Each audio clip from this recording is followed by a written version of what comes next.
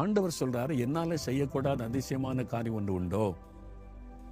Doctors இருக்கிற சூழ்நிலை சொல்லுவாங்க, நீங்க அதை நினைச்சேன் பயப்படுற. ஆண்டவர் சொல்லுகிறார், நான் அதிசயம் செய்கிற தேவன், என்னால் அதிசயம் செய்ய முடியும். செய்ய முடியாது என்ன இருக்குதுன்னு கேட்கிறார்.